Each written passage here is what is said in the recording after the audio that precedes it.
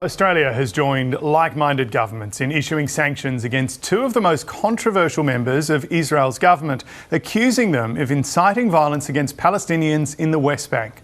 The joint action by Australia, New Zealand, the United Kingdom, Canada and Norway targets National Security Minister Itamar Ben-Gvir and Finance Minister Bezalel Smotrich with travel bans and a freeze on their assets. Foreign Minister Penny Wong says the sanctions don't mean Australia is deviating from its support for Israel's security in the wake of Hamas's deadly attacks on October 7, 2023.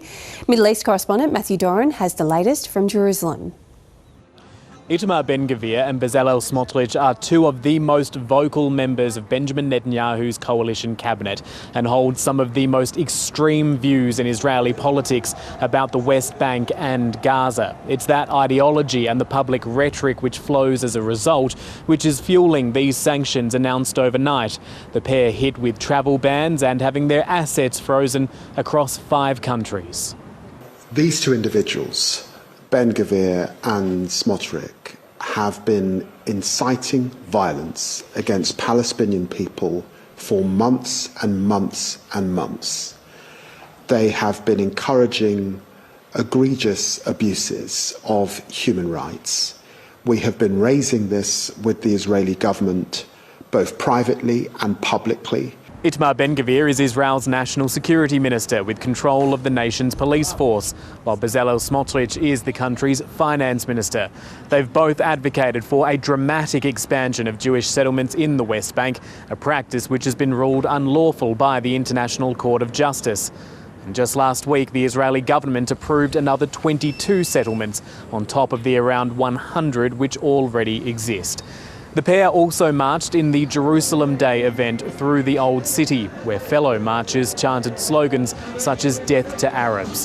While they've made repeated comments about Gaza, saying it will be destroyed, that it needs to be settled and that no aid should be allowed in, the sanctions are specifically with regards to their conduct in the West Bank.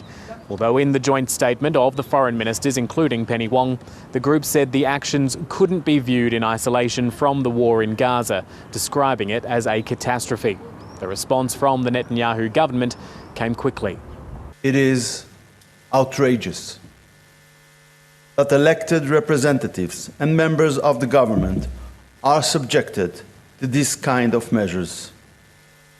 I discussed it earlier today with Prime Minister Netanyahu, and we will hold a special government meeting early next week to decide on our response to this unacceptable decision.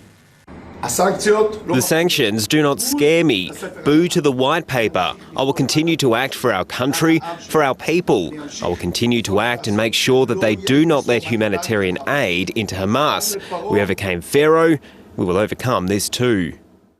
The Netanyahu government's shown little interest in listening to or heeding warnings coming from other countries. So while this is a strengthening of Australia's stance, it's unlikely to change the behaviour of people like Bezalel Smotrich and Itamar Ben-Gvir.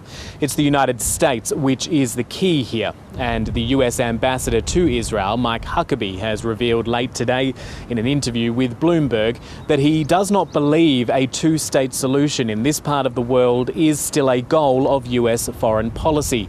It's language and rhetoric like that which will only embolden ministers like Itamar Ben-Gvir and Bezalel Smotrich.